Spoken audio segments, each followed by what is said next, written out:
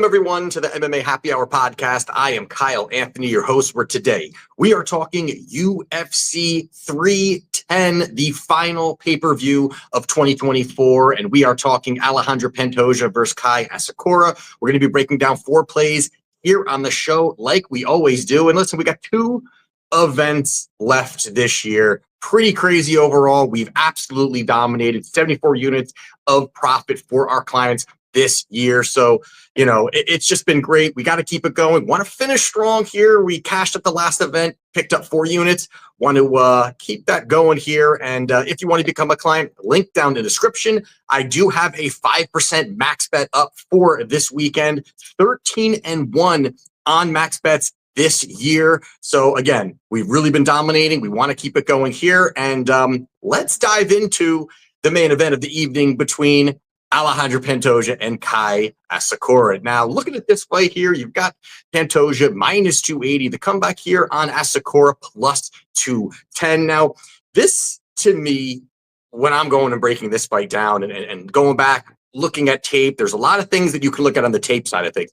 But there's a lot of things you can really take away in this fight when you're looking at just purely outside of it. And the first thing really being is the fact that this is Asakura's debut. Now, that's already one thing that is huge. Your UFC debut. We've seen many great fighters, or good fighters, I should say, coming into the UFC, a lot of hype behind them, and all of a sudden they don't perform, whether it's nerves, it's cardio dump, whatever it may be, they just maybe don't really perform well. So it's a big step for him there. Now you're talking about a pay-per-view end of the year main event as your debut. That's massive. I mean, again, Asakura has fought in front of big stadiums in Ryzen.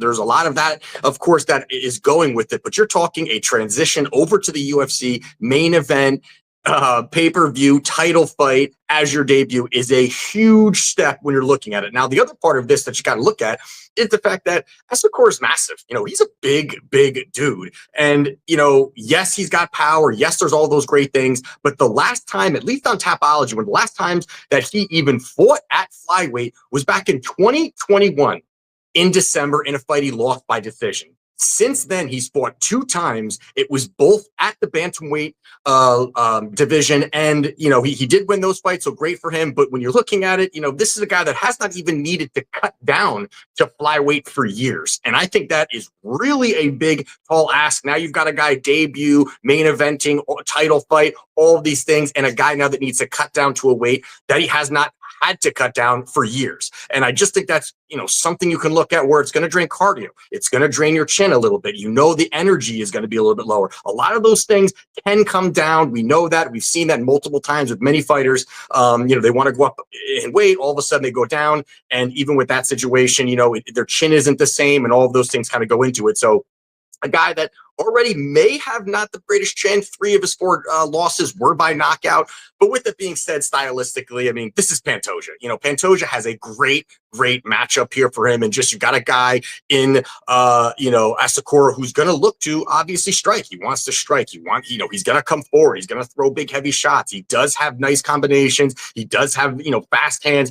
But overall, the path of least resistance is absolutely there for Pantoja to go out, utilize the wrestling, push the pace, push forward, and look to really get that, get those takedowns and bully him. And I think him crashing the pocket, moving forward, really cutting the distance, getting in the face of Asakura is really going to make it very difficult for him. And you got a guy who's going to utilize that grappling, who's a more well-rounded fighter compared to Asakura. And I just think Pantoja really can open up a lot of that going forward, being aggressive, and just really utilizing all of his tools in this fight. And also the fact that this being a 5-rounder, I think also does help Pantoja in this spot here. I think that Pantoja can go out there and and he doesn't really have to push, as in, that first 3 rounds, I think Asakura is going to go for it. I think he's going to really go for it. I think he's really going to fire the big shots. He has nothing to lose in this spot here. Where 5 rounds, I think the style, the grinding, the smothering, all of those things, I think Pantoja is going to get the opportunity to get these takedowns and get some top time and find a finish. So in this spot here, I do like Alexandre Pantoja here. He's minus 280. But I do like Pantoja inside the distance is sitting around minus 110, minus 115. I think it's a very likely path, and I think it's the way he gets the job done. So I'm taking Pantoja inside the distance at minus 110. Now, the next one here we're going to be talking about is going to be Shavkat Rakhmonov, minus 400. On the comeback here, we've got Machado Garry, plus 300. Now, this fight here is an absolute banger of a fight. This is a great fight. You got two guys that are in their prime, undefeated. You've got Machado, 15-0. You've got Shavkat, 18-0. 100% finish rate, 10 submissions, 8 knockouts. The guy's well-rounded. He's comfortable anywhere the fight goes. He's very slick on the mat. There's a lot of things that he can really do going out there and being opportunistic with his submission game if he gets this fight to the ground. Now, the biggest issue for me here in this fight is the fact that, I'm not that high on Shavkat's takedowns. His takedown ability is not that great. His wrestling is not that great. The fights on the ground, he is lethal. The guy has, again, all those great things that he can do on the mat, slick back takes, finds finishes, and all those things. But, the ability to take people down has not looked the greatest, just even on tape. And then even statistically, 29% takedown success rate for him. You've got Garry sitting around 69% takedown defense rate. I think it's going to be tested, but I do think it does hold up. And when you're looking at the price here, it starts to look pretty damn wide to me overall. And you also look at the fact that Garry, if this plays out of the feet, I think he's a far more technical striker. I think he's got the faster hands, faster combinations. I love his leg kicks. I think that he can go out there and chop away at the legs and really utilize that distance management. He's very good at that. He's not going out there and wants to slug it out and stand in the middle and throw. He's very, very much risk adverse, wants to move in and out of the pocket, land some good shots. And then lastly, this is another spot where I believe that this does play into the 5-rounder and an advantage for Garry, that I think he can go out there, and he's been such a point fighter where he has been risk adverse. He's not looking for those finishes. And the fact that Shavkat has this 100% finish rate, he's obviously going to probably look for it. He wants to go for it. And I think that actually could hurt him in this spot here. We've got Garry, precise, accuracy, good counter striker, great movement. And I think he can just sit there and do that for 5 rounds. I think he can go out there and just kind of pace it, stick and move, and just really get this fight into the later rounds. So at this price here, I think Shavkat obviously is a guy in the future. As he continues to go up, I think he's going to have a lot of success. But I just think that this particular spot here, especially at this price of minus 400, I got to go Machado Garry to get the job done. Now, the next one here we're going to be talking about is going to be Chris Weidman versus Eryk Anders. Now, this one here, you got Chris Weidman, a little bit of a favorite here, but roughly a pick and price tag. And this is a fight that was a couple weeks ago where I was at MSG. The fight ended up being called, and here we are now. We're having this fight here at 310. But looking at this fight here, I was at the Weidman fight against Bruno Silva. I was at that fight in Atlantic City, sitting front row.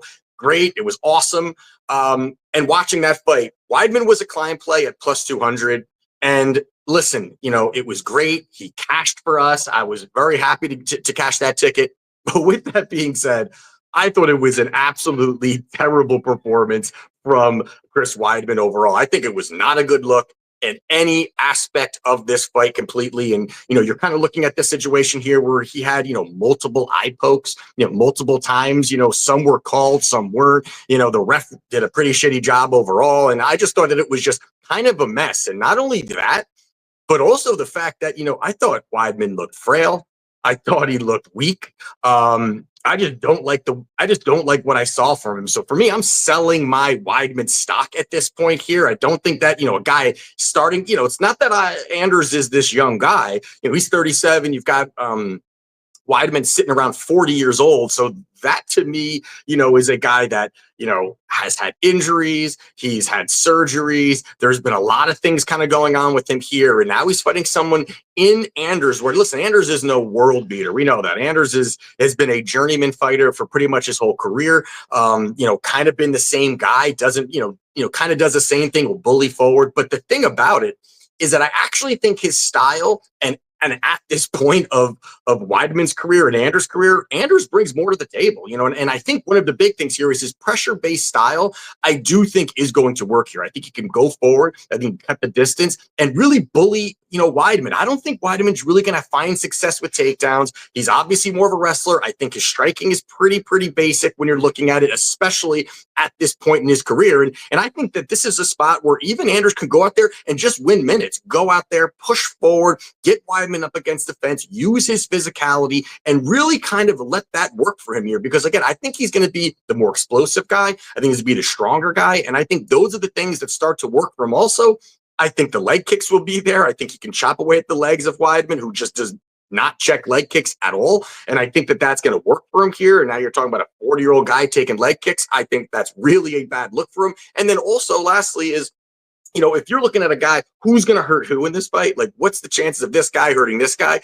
I think Anders has a much more higher level of probability of hurting Weidman than Weidman actually hurting Anders. Yes, Weidman could make it sloppy, push him up against the fence, but even in those situations, I favor Anders. So in this spot here, I'm going Eryk Anders to get the job done. And the last one here we're going to go over is going to be Movsar Evloev versus Aljamain Sterling. We've got Evloev sitting around minus 265. You got Aljo at plus 200. Now, this is another great fight. I mean, this card is absolutely stacked when you're looking at it. But looking at this fight here, you got the undefeated guy in Movsar. And on the other side here, you've got a former champion in Aldo, which is, a really interesting matchup. Now, the thing about it is that, this fight, if Movsar gets it, if Movsar wins, I think he gets a title shot. So you've got that already looming over Movsar to really kind of push and kind of get this win. But also the fact that both these guys are very similar. Very similar when you're talking about just styles.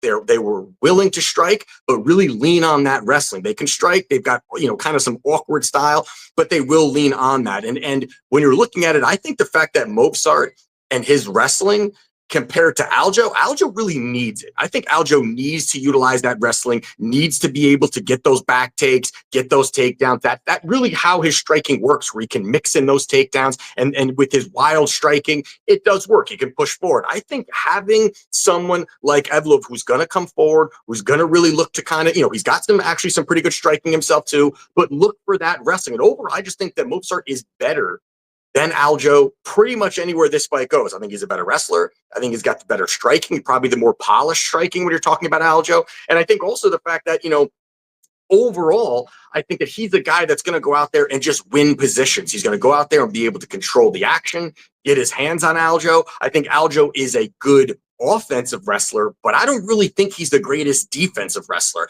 And I think that is where you're going to find opportunities for Movsar to just relentlessly push forward, get his hands on him, get those takedowns. And I just think that's where there's going to be opportunity. Now, where I'm going with this play is, yes, I like Movsar. I think he gets the job done here. But when you want to get a little bit of a better price here, I do like Movsar to win by decision here. That's sitting around minus 135. And when you look at it, Movsar's 18-0, 11 decisions, 4 submissions, and 3 knockouts. Of course, he's got a couple finishes in there, but he's 8-0 in the UFC with 0 finishes. He's had some suspect moments in there as well. And a lot of times he doesn't even look that interested to even finish the fight. There's been times where he just has not looked that great overall when you're talking about top time and a threat of a finish. Yes, he's looked great, talking about striking, wrestling, but a finish ability, there's not much of an upside there. So I think at this price, you're looking at a minus 135 to win by decision, which is something he's done 8 straight times in the UFC. I think it's a great price here. So I'm going Movsar Evloev to win by decision, minus 135. So there you have it for UFC 310. If you want to become a client, link down in the description. Again, got 3 plays, about to add a 4th play. Probably going to have about 5 or 6 plays by the time that the card goes off on Saturday. So also 5% is in there, 13-1 run. We're absolutely dominating, 74 units of profit this year. We already got that in the bag. It's going to be a great holiday. One more event after this week. So we will talk more about that next week. But hey, you know what we got to do. Let's cash.